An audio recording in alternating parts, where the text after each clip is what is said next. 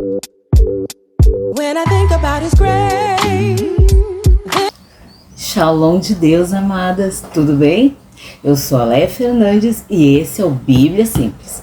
Hoje nós vamos estudar a parábola do servo vigilante, que está lá em Lucas 12, versículos 35 a 48. Vamos junto? Nós vamos ler primeiro, como a gente está fazendo, né? Ler a parábola e daí vamos, versículo por versículo, explicar, né? Então vamos começar. Lucas 12, versículos 35 a 48.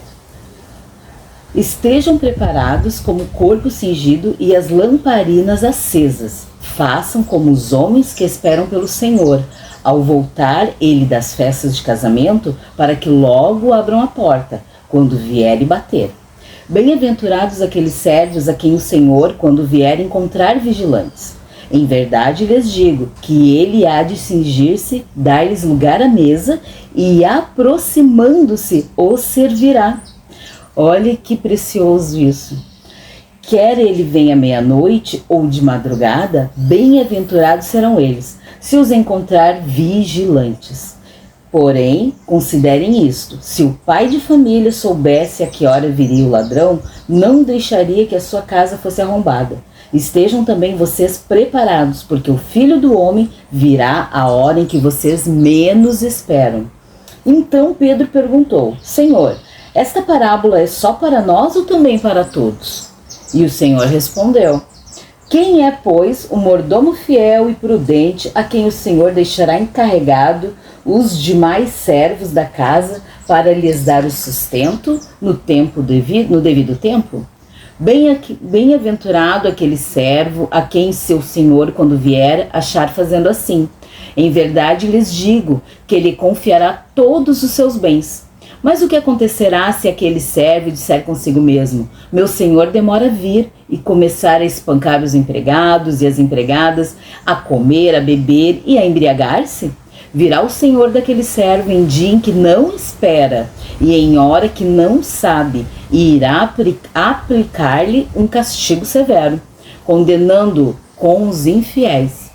Aquele servo que conheceu a vontade do Senhor e não se aprontou, nem fez segundo a sua vontade, será punido com muitos açoites. Aquele, porém, que não soube a vontade do seu Senhor e fez coisas dignas de reprovação, levará poucos açoites. Mas aquele a quem muito foi dado, muito lhe será exigido. E aquele a quem muito se confia, muito mais lhe pedirão. Glória a Deus por essa palavra, por esse ensino poderoso de Cristo, né, irmãs?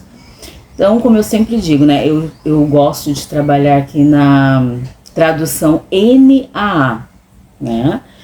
E vocês anotem no caderninho, no papel, é muito interessante, né? Fazer tópicos, né? Qualquer parábola do servo vigilante. Daí nós vamos agora destrinchar aqui, né? A simbologia dessas palavras que Deus estava usando, né? Primeira palavra, né? Vestes, roupas, lá do versículo 35. Revestimento de poder. A roupa é um revestimento de poder. Lá em Lucas 24:4 também a gente vê essa referência. Aconteceu que, perplexas a respeito, apareceram-lhe 2 homens com roupas resplandecentes. Aqui Lucas está nos falando, né, sobre os anjos que as mulheres viram quando foram no sepulcro, né? Os anjos com roupas resplandecentes, que Jesus já havia ressurreto. E os anjos avisaram isso a elas, né? São roupas resplandecentes, revestimento de poder, né? Lá em Gênesis 3, versículos 9 e 10, nós vamos ver o Senhor conversando com Adão, quando ele perdeu as suas vestes resplandecentes, perdeu o corpo glorificado, Adão e Eva, né? Pelo pecado da desobediência, ao provarem o fruto, né, do conhecimento do bem e do mal. Vamos ler lá. O Senhor Deus chamou o homem e lhe perguntou: onde você está? Né? E Adão respondeu: ouvi a tua voz no jardim, e porque estava nu, tive medo e me escondi. E Deus perguntou: quem lhe disse que você estava nu? Você comeu da árvore que lhe ordenei que não comesse?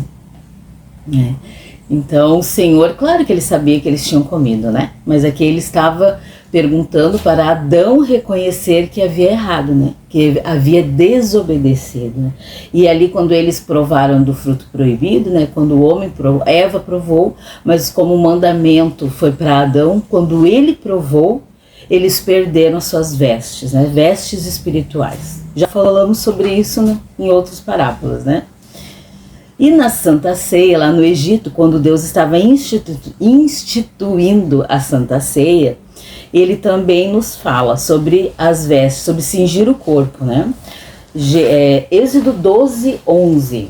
Vai anotando aí, porque depois, com calma, tu lê todo o capítulo para entender, né, onde entra aquela veste, né? Onde entra aquele assunto. Mas é importante nós lermos, né? Porque a fé vem pelo ouvir, né? E o ouvir a palavra de Deus, né? Então vamos lá em Êxodo 12, 11. Assim que vocês devem comê-lo, já prontos para viajar, com as sandálias nos pés e o cajado na mão. Comam depressa. É a Páscoa do Senhor. Aqui o Senhor está instituindo a Páscoa para o povo, para os hebreus que estavam sendo libertos lá do Egito, né? Quando houve a matança dos filhos primogênitos, né? E eles estavam preparando a Páscoa, passaram o sangue, os umbrais na porta, e eles comeram o carneiro, comeram os pães asmos, as ervas amargas, né? E ficaram prontinhos, com o cajado na mão, sandálias nos pés, prontinhos para que, quando o Senhor mandasse eles irem, né? Seguir viagem, eles seguissem. Glória a Deus.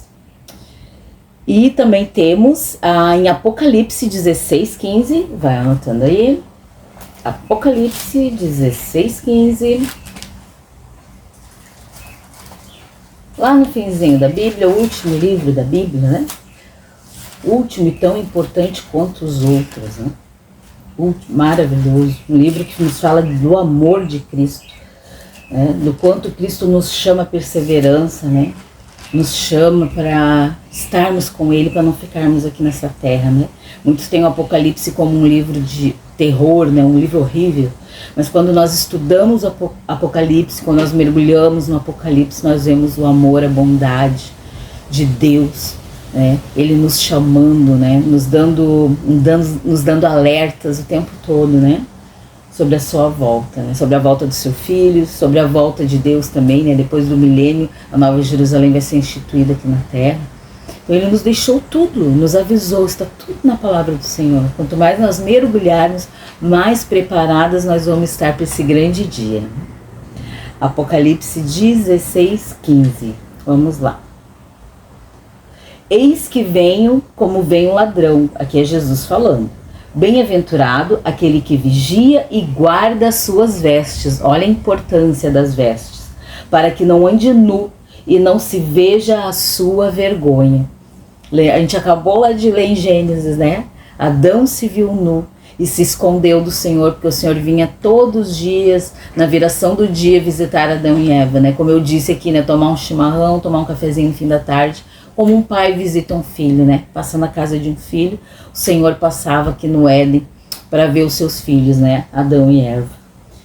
E ele se viu nu, perdeu a glória de Deus, perdeu o revestimento espiritual que o Senhor tinha colocado nele, né? E nos fins dos tempos, o Senhor, né, Jesus está nos alertando para que não percamos as nossas vestes espirituais, a qual Jesus nos deu, né? Através do seu sacrifício lá na cruz. Glória a Deus, né? Aí nós terminamos as vestes, roupas, e vamos para as vestes de louvor, um novo tópico, anota aí. Vestes de louvor. Falam de alegria, de restauração, gratidão diante de Deus. Quando nós vestimos as nossas vestes de louvor, estamos em espírito de adoração, né? Que é para estarmos todos os dias, né, amados? Seja em casa, seja na igreja, seja no trabalho. Sempre com aquele espírito de adoração. Quem tem adoração tem gratidão, né? Tem reconhecimento. Quer estar na presença do Pai. Vamos lá em Salmos 30, versículo 11. Vamos ler sobre vestes de louvor. 30, 11. Tornaste o meu pranto em dança alegre, tiraste o meu pano de saco e me cingistes de alegria. Cingir é vestir, né? Ah, vou cingir os lombos, né? Vou vestir a minha roupa, vou... Então, olha que poderoso isso, né? Essa alegria, essa gratidão ao Senhor, né? Como eu acabei de dizer. Quem adora o Senhor, quem busca a sua presença, porque tem um coração grato. Separa aquele tempo precioso para buscar a presença dEle, para estar na presença dEle, para servir na obra dEle. Isso é uma gratidão, é uma atitude de ação de graças, de adoração também. Isaías 61 também nos fala. Isaías 61, lá no verso 3, vamos ver o que Isaías está nos escrevendo. Falando sobre as boas novas da salvação, né? Sobre a missão messiânica de Jesus Cristo. E é lindo, leiam todo esse capítulo, é lindo demais, né? Eu só não vou ler tudo aqui, senão o vídeo vai ficar com 2 horas de aula, né? Vai ficar muito extenso.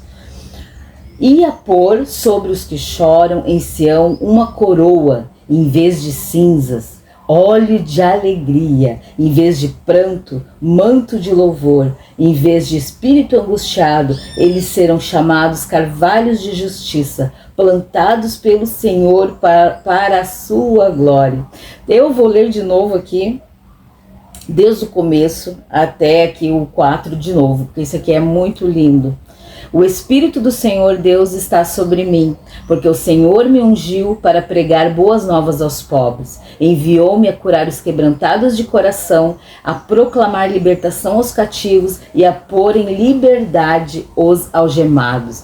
Lá em Lucas 4, 18 e versículos 19, Jesus está lendo isso lá no templo, lá no farisaico, né, que eles ficam loucos, né, quando ele fala esse dia chegou, né, era ele o Messias. Isaías estava proclamando dele aqui 700 anos antes dele nascer, né? Isaías já estava profetizando através do Espírito do Senhor, né, a vinda do Messias. Versículo 2: a apregoar o ano aceitável do Senhor e o dia da vingança do nosso Deus. A ele pertence a vingança, não a nós, né? A consolar todos os que choram e a pôr sobre os que choram em Sião uma coroa em vez de cinzas, óleo de alegria em vez de pranto, manto de louvor em vez de espírito angustiado. Eles serão chamados carvalhos de justiça, plantados pelo Senhor para sua glória. Glória a Deus, né? Essa é a palavra do Senhor, né? Que se cumpriu. Agora nós vamos ver sobre as vestes de justiça.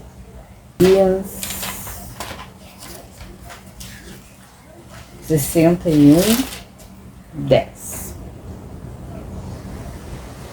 Tenho grande alegria no Senhor, a minha alma se alegra no meu Deus, porque me cobriu de vestes de salvação e me envolveu com um manto de justiça, como noiva que se adorna de turbante, como noiva que se enfeita com as suas joias. Oh, glória a Deus!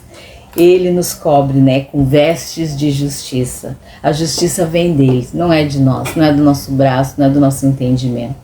Nós não temos capacidade para exercer a verdadeira justiça, né? Vamos aqui ler Romanos 13, versículo 14. Romanos 13, versículo 14. Mas revistam-se do Senhor Jesus Cristo e não façam nada que venha satisfazer os desejos da carne. Porque a nossa justiça, ela é falha e ela é vã, né? Às vezes nós queremos fazer justiça com as próprias mãos, né? Obedecendo os desejos da carne, né? Mas é o Senhor, dele tem que vir a verdadeira justiça. Ele nos reveste com essa justiça. Ele tem esse zelo por nós, né, irmãos? Glória a Deus. E 2 Coríntios 5, 21. Vamos lá. 5, 21. Aquele que não conheceu o pecado, que é Jesus Cristo, Deus o fez pecado por nós, para que nele fôssemos feitos justiça de Deus. É através de Cristo. Você vê toda a Bíblia, né, desde o Antigo ao Novo Testamento, nos aponta. A justiça vem de Deus e chegou a nós, nos cobre através de Cristo Jesus. Ele se fez pecador naquela cruz. Jesus morreu naquela cruz como um ladrão, como um bandido, como o mais sórdido dos bandidos, como um estuprador, como um pedófilo, como um mentiroso, como um arrogante, como um fofoqueiro, como um língua de trapo. Jesus levou todo o pecado da humanidade lá naquela cruz. Levou sobre si as nossas enfermidades, as nossas doenças, as nossas paralisias emocionais, tudo de imundo, de podre, de sujo que poderia nos atacar nessa terra. Jesus levou sobre si. Pelas suas pisaduras nós fomos sarados. Então, quando o Senhor estava na cruz, que a presença de Deus teve que se afastar dele para ele poder levar os nossos pecados, porque Jesus não conseguiria levar os pecados sobre si se Deus estivesse com ele, porque onde está a presença de Deus não tem como adentrar o pecado. Então Deus teve que se afastar, por isso que ele clamou lá na cruz, né? Eloi, Eloi, lama sabachthani. Pai meu, por que me desamparaste? Porque o Senhor teve que se afastar, teve que afastar o Espírito dele, para que Jesus pudesse cumprir, né, com os seus desígnios, né, e levar sobre si os nossos pecados. Olha como foi forte o que aconteceu lá na cruz. E ele venceu essas dores, as doenças, os pecados, toda essa imoralidade que ataca as pessoas, né, e leva a ter as atitudes, né, errôneas, atitudes de iniquidade, de soberba, de mentira, de mau caráter. Ele venceu tudo isso. Ele venceu para que nós, através do seu sangue, também pudéssemos vencer. Porque o primeiro Cristo lá, Adão, falhou na sua missão. Mas o segundo Adão, Jesus Cristo, ele venceu na sua missão. E é pelo sangue dele que nós também vamos vencer, em nome de Jesus. Amém? Glória a Deus. Então agora nós vamos a vestes de santidade. Escreve aí. Vestes de santidade nos fala de pureza, separação e vida reta diante de Deus. Nós somos chamados santos de Deus, né? Os santos do Senhor, a igreja santa do Senhor, porque santo quer dizer separado. Somente isso, né? Porque a gente tem a auréola, que a gente é melhor que quem não está buscando o Senhor, né? Que nós somos perfeitos, somos irrepreensíveis. Não, infelizmente, nós temos que buscar ser parecidos com Jesus, sim, como já foi dito na última aula, né? Na aula número 4. E é o que Deus espera de nós, né? Tá lá em Romanos 8. Né? Então, mas nós temos que buscar sermos parecidos. Não seremos nunca iguais, né? Mas parecidos, sim.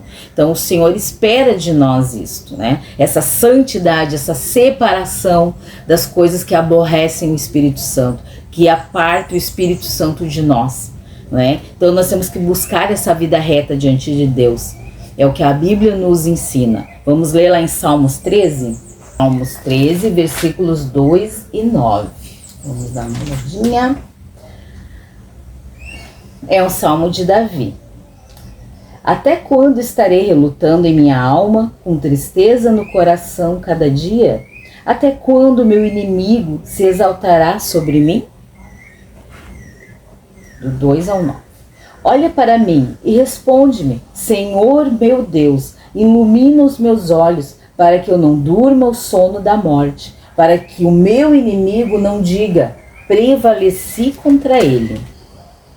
E não se alegrem os meus adversários se eu for abalado. Quanto a mim, confio na tua graça, que o meu coração se alegre na tua salvação.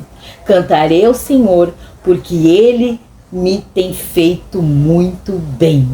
Glória a Deus. Na angústia, na dor, na perseguição, a nossa alegria ela vem do Senhor. É Ele que nos guarda, é Ele que nos cuida. O Senhor Jesus nos amou primeiro antes da fundação do mundo. Isso tem que estar muito vivo e muito claro no nosso entendimento, no nosso espírito. Mas a nossa alegria vem do Senhor, Ele é a nossa força. A nossa graça vem dEle. O nosso coração se alegra na salvação que vem dEle. Tudo é por Ele, né? Porque dEle, por Ele, para Ele são todas as coisas.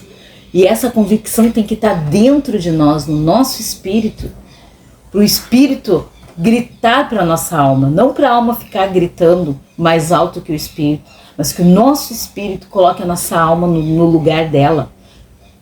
E que nós tenhamos esse entendimento. Olha o 6, que coisa mais linda. Cantarei ao Senhor, porque Ele me tem feito muito bem. Cantarei ao Senhor para sempre. Oh, glória a Deus. Que bênção, né? Amém, Jesus. Obrigado por essa palavra, né? Em Êxodo 28, versículo 2. Êxodo 28. Vamos lá. 28, 2.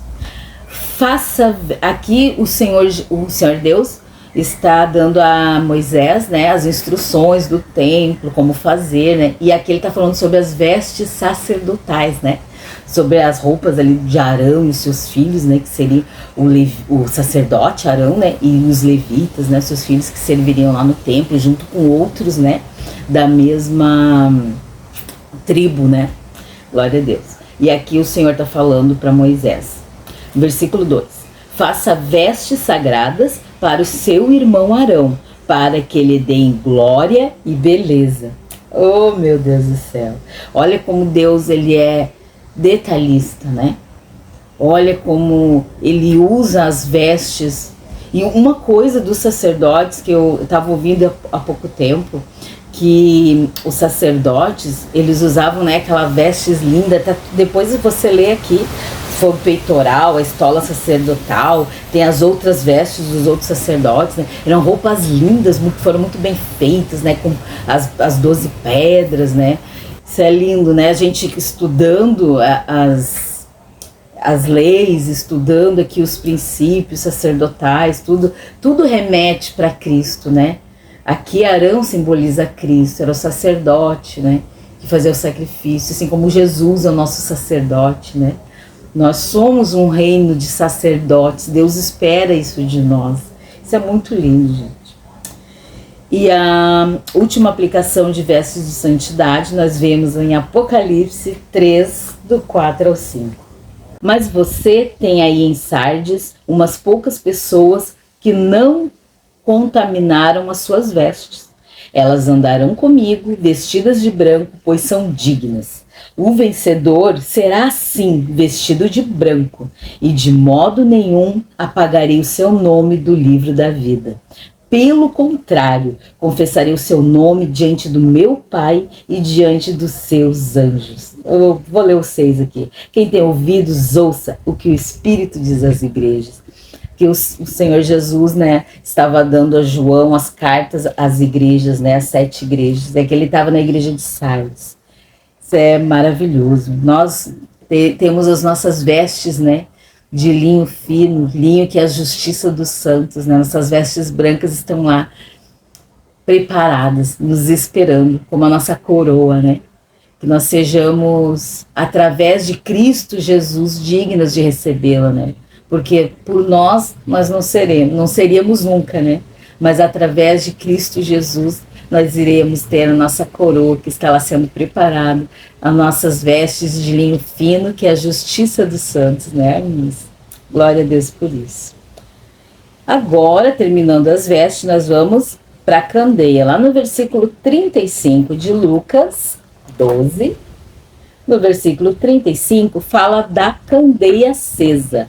Para manter a nossa candeia acesa, é estar ligada ao céu, conectada com o Espírito Santo de Deus, para manter-se na luz e ser luz, como diz lá em Efésios 5. Porque a candeia, ela leva o óleo que é o Espírito. Nós precisamos estar preparados, porque uma lamparina com pavio sujo só sai fumaça. Por isso que nós temos que trocar a nossa lamparina diariamente. O Senhor ordenava isso lá no deserto, a Moisés. Ele deu toda a instrução, assim como ele deu a instrução das roupas, né? Ele deu toda a instrução de como montar o tabernáculo, né? E a lamparina teria que ser limpa todo dia, trocar o óleo, trocar o pavio, né, para que a luz se mantesse acesa, né, glória a Deus. E aqui o Senhor está nos dizendo que nós temos que buscar manter a nossa lamparina sempre acesa, cheia do óleo que é cheio do Espírito. Temos que buscarmos ser cheios do Espírito diariamente. É uma reposição diária, irmãs. Não é nós ir no culto na quarta, ou no domingo, ou no sábado, e no resto da semana não precisa. Não, é diariamente, dentro da nossa casa, onde nós estivermos, buscarmos a presença do Senhor, quanto tempo Ele nos puder, para revestir, para limpar a nossa lamparina, trocar o pavio, trocar o azeite, para ela manter-se acesa, né? A luz de Cristo, né? Que é a nossa luz, né? Manter a luz de Cristo acesa em nós, né? Efésios 5, versículos 13 em diante. Mas todas as coisas, quando reprovadas pela luz, se tornam manifestas, porque a luz, né? Ela vai trazer aquilo que está na escuridão, vai trazer à tona, né? Porque tudo que se manifesta é luz. Por isso que se diz: desperte, você que está dormindo, levante-se dentre os mortos e Cristo iluminará. Portanto, tenham cuidado com a maneira como vocês vivem, e vivam não como tolos, mas como sábios, aproveitando bem o tempo, porque os dias são maus. Por esses dias maus que nós estamos vivendo hoje, né? Nós temos que estar com a nossa lamparina limpa, cheia do óleo, com pavio renovado todo dia, o óleo renovado todo dia, para andarmos na luz de Cristo, né? Porque Ele é lâmpada para os nossos pés, é luz para o nosso caminho, né, amados? Glória a Deus, né? E esperar, abrir a porta, no versículo 36. Por que Jesus pede para a gente esperar? Porque esperar gera expectativa.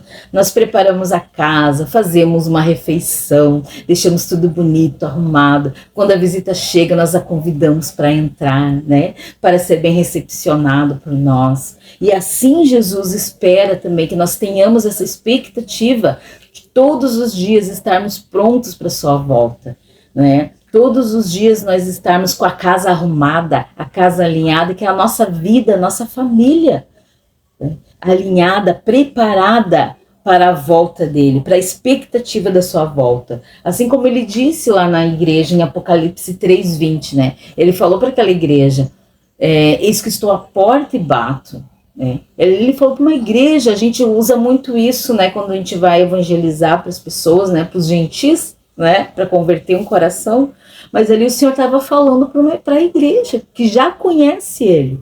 E será que nós que fazemos parte da igreja, estamos com essa expectativa de vê-lo voltar? Estamos diariamente limpando as nossas lamparinas, né, fortalecendo o azeite, trocando o azeite, né, nos enchendo do azeite, trocando o pavio, para ele não ficar fumegando, né? Que a fumaça incomoda, a fumaça enche as nossas narinas, a gente fica com aquele tatu preto, né? Quando a gente tinha vela, quando era criança, hoje usa muito, né? Lanterna, mas quando a gente era criança, né? Ficava respirando aquela vela queimando. Imagina como era a lamparina no tempo mais antigo, né? Que é aquele potinho de azeite com uma cordinha, né?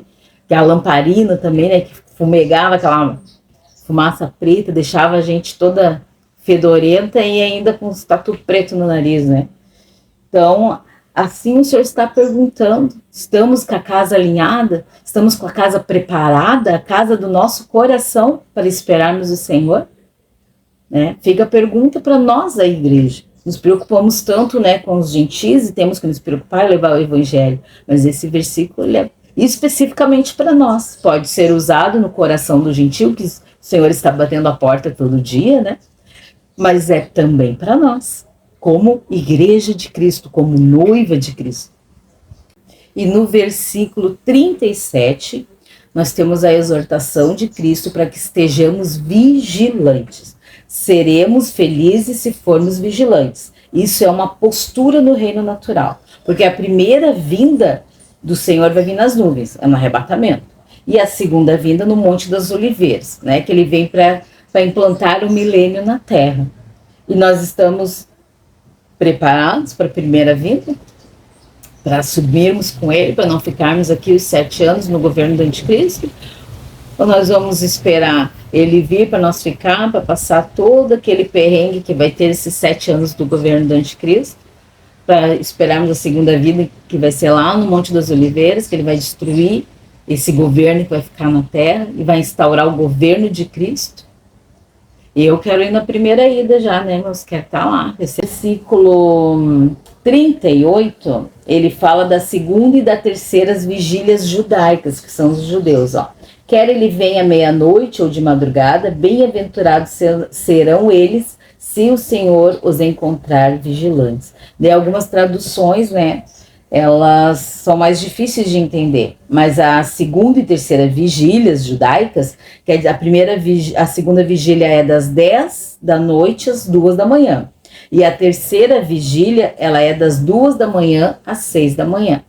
Esse é o período que arrombar a sua casa, versículo 38.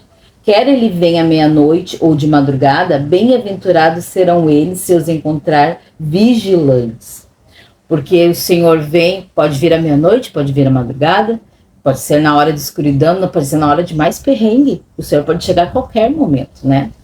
Então, nós temos que estar vigilantes para não perdermos, né, a vinda dele, assim como as cinco virgens, né? Teve as prudentes, teve as loucas e teve, né, as prudentes. Né? As loucas perderam, estavam dormindo, né? Não ficaram vigilantes. Elas tinham lamparina, elas eram crentes, eram mulheres de Deus, eram parte da igreja de Deus, só que elas não tinham azeite, não tinham reserva, né? Não tinha reserva para ficar trocando o seu azeite, para manter a sua lamparina acesa, viva, limpa, né? Elas deixaram se gastar aquele azeite que elas tinham e não procuraram diariamente, né, uma reposição. Por isso que elas ficaram. Né? Então a gente, quando começa a ligar, né, uma passagem à outra, a gente vê como a Bíblia é perfeita, que se completa, né? Eu sempre uso a expressão que a Bíblia ela é como uma corrente, que tem, né, vários elos, né, um prendido. Os versículos são os elos. A Bíblia é a corrente completa, né? Se um versículo fosse mentiroso, fosse falso, fosse errôneo, aquela corrente não prestaria, né? Porque uma corrente tem que estar perfeita, inteira, né? Para fazer o trabalho dela, né? Que é guardar um lugar, trancar um lugar, fechar, né? Então, que é cada versículo contido na palavra do Senhor, né? Na Bíblia, nessa biblioteca de livros, e cada versículo é um elo de uma corrente perfeita. No versículo 42, nós lemos sobre o mordomo fiel. Mordomo fiel fala de fidelidade, prudência e constância. Sempre buscamos no Senhor. Nós devemos sempre buscar no Senhor isso. Fidelidade, prudência e constância. Vamos ler lá o versículo 42? O Senhor respondeu: quem é, pois, o mordomo fiel, prudente, a quem o Senhor deixará encarregado dos demais servos da casa, para lhes dar o sustento no devido tempo?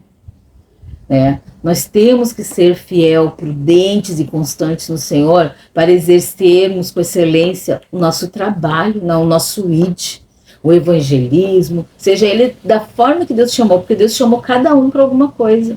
Todos nós nascemos com dons. Deus nos preparou no ventre da nossa mãe, nos teceu no ventre da nossa mãe e nos deu dons, nos confiou dons, né? Que nós saibamos buscar nele, para que a gente possa exercê-los com excelência, né? Glória a Deus. Mordomo fiel. Esse mordomo fiel, ele busca essa excelência, ele busca essa prudência, né? O mordomo fiel, ele fala de fidelidade, prudência, né? Essa constância, ó, ele continua buscando, né? Ele não desanima, apesar das aflições, apesar das correrias, ele está ali, sempre a postos. No versículo 44, nós temos a frase: feliz aquele servo que está sempre pronto, com tudo em dia, aguardando no Senhor. Primeira recompensa, ele será arrebatado. E é esse servo fiel que eu quero ser. E eu tenho certeza que você também, né? Que será arrebatado. Né? E a segunda recompensa, o Senhor vai confiar os seus bens. A igreja vai governar a terra junto com Cristo. Então o servo fiel, ele vai subir na primeira chamada, né? Na primeira vinda, no arrebatamento, quando o Senhor vem nas nuvens, chama a sua igreja, chama os mortos que morreram em Cristo Jesus. E depois depois dos 7 anos do governo do anticristo na terra, nós vamos descer e vamos governar a terra com Cristo. né? Então nós vamos ter um milênio na terra, onde Jesus irá governar a terra, direto de Jerusalém. Lá vai ser a sede presidencial da terra, né? E Jesus Cristo, nosso presidente.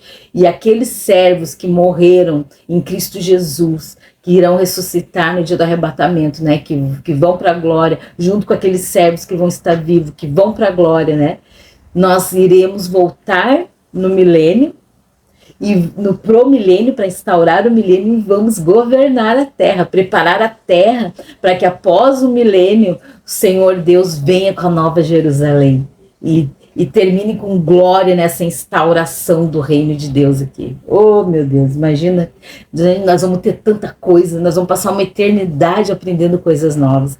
Tem gente que fala, né, a gente já viu na internet pessoas que não conhecem a palavra de Deus, né, e que carecem, né, de muita oração, né, que falam, né, eu não quero ir para o céu, ficar lá com o anjinho tocando harpa, eu quero ir para o inferno, que vai ter cerveja gelada, vai ter isso, vai ter aquilo.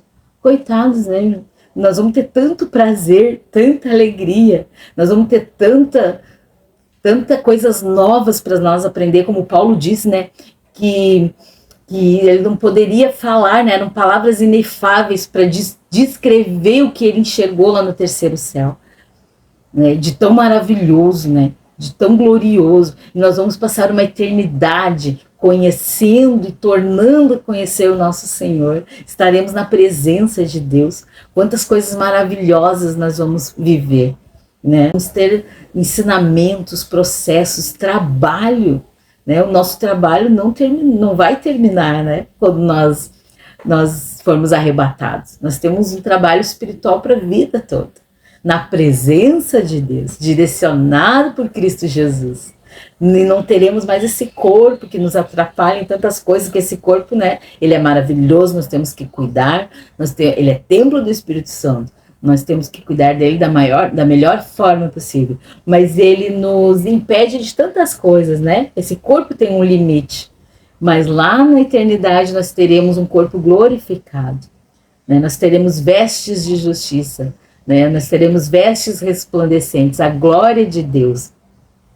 Então é inimaginável o que nós vamos aprender lá, o que nós vamos ver lá, né? Vivermos lá, né? Oh, glória a Deus. E no versículo 43, nós lemos: bem-aventurado aquele servo a quem seu senhor, quando vier, achar fazendo assim. Em verdade lhes digo que lhe confiará todos os seus bens.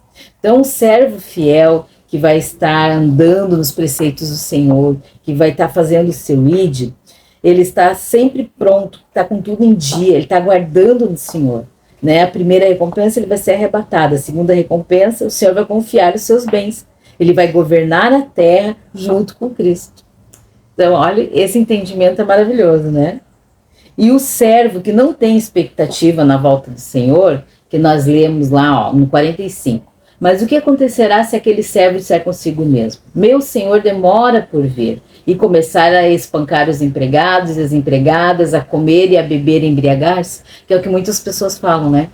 Minha avó falava da vinda de Jesus, meu pai falava da vinda de Jesus, eu já estou aqui falando da vinda de Jesus. Muitas vezes a gente vê pessoas cansadas dentro da igreja, né? Nossa, já passasse 2000 anos, né? Jesus foi embora e ainda não voltou. Será que vai vir? Será que vai acontecer, né? Tantas desgraças já aconteceram no mundo. O que vai acontecer? Esse servo, ele é mau. O Senhor diz que ele se contaminou.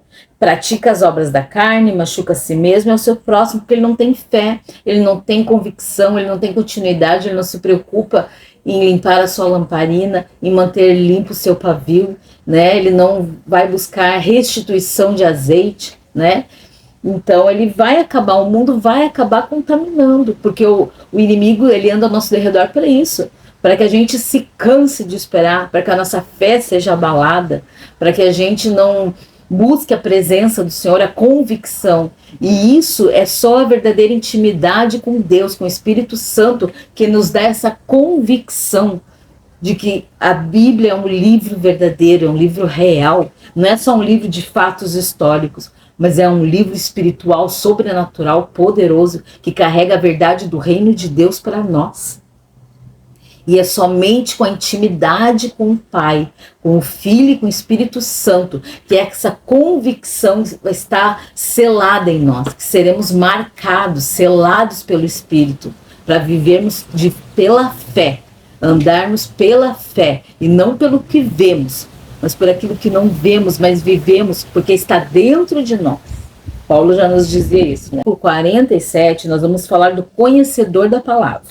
Quem conheceu a palavra de Deus e não a pratica, não se preparou, será punido com muitos açoites.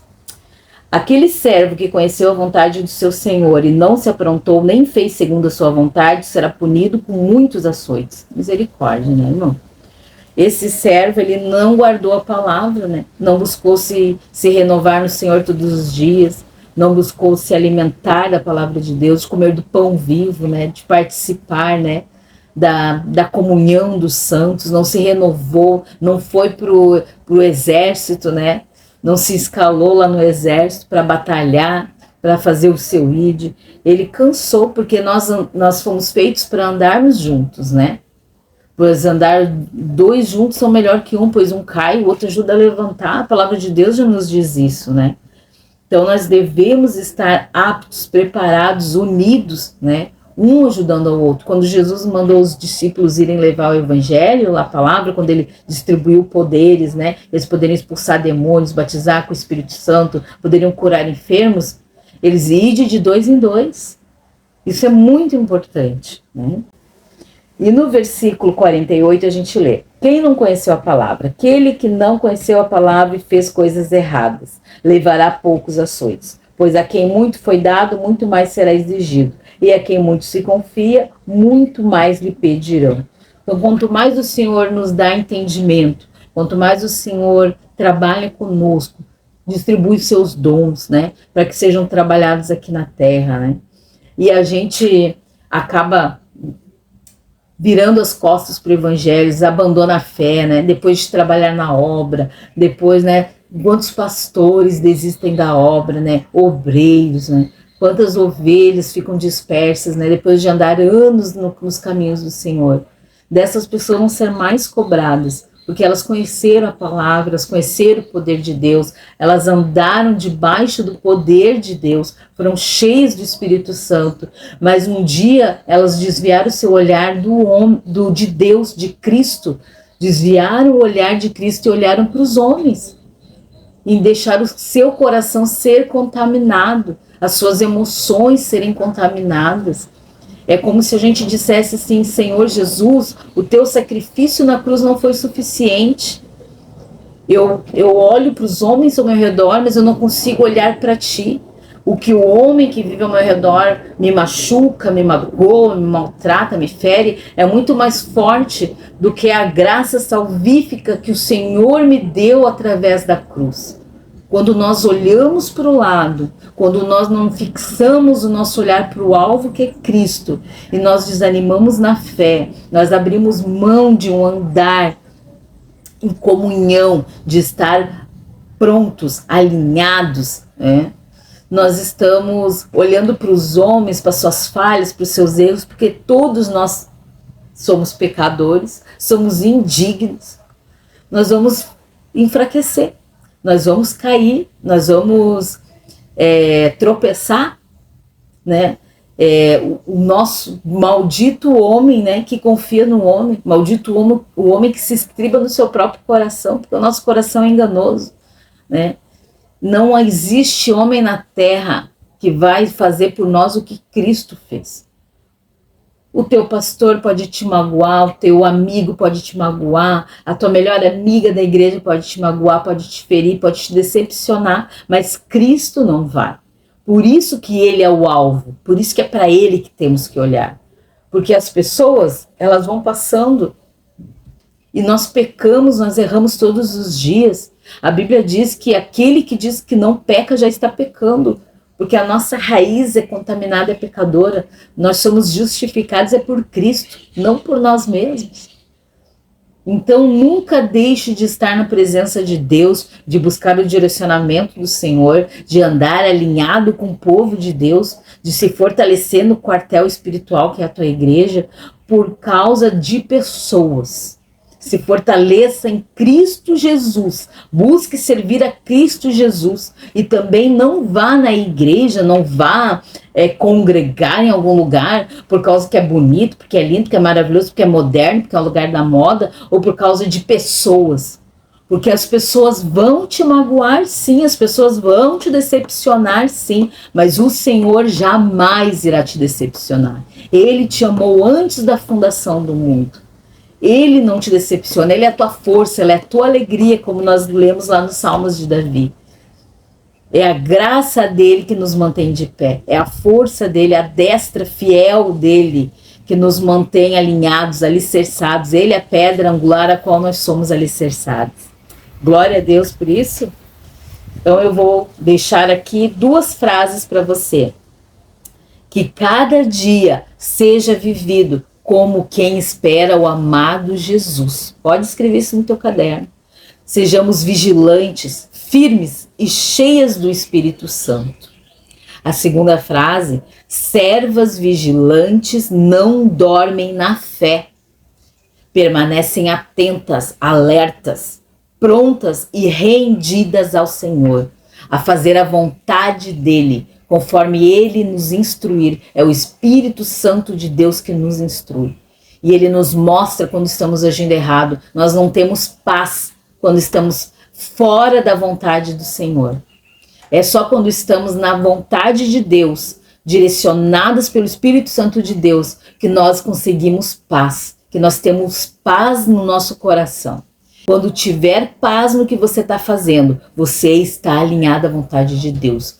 Quando tiver inquietude, quando teu coração estiver palpitando, quando não conseguir dormir, quando tu não conseguir pensar em mais nada, porque tu sabe que está fazendo coisa errada. Tu sabe que tu está desagradando o Espírito Santo de Deus.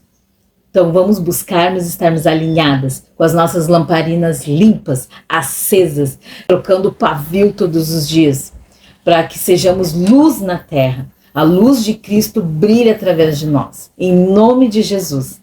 Esse é o Bíblia Simples. Eu sou a Leia Fernandes. Se você gostou desse vídeo, compartilhe com as tuas amigas, com aquela irmã que gosta de estudar a palavra de Deus, com aquela irmã que também tem dificuldade de compreender quando o pastor está pregando lá na frente, não consegue anotar ao mesmo tempo e acompanhar a leitura, né? Então agora aqui no vídeo ela pode dar pausa, pode escrever no caderno, pode voltar, ouvir de novo. Tá bom, minha amada? Fiquem com Deus. Deus abençoe o teu dia. Deus abençoe os teus atos, aonde tu colocar a planta do teu pé, que tu resplandeça a luz de Cristo. Em nome de Jesus. Grande beijo no coração. When I think about His grace.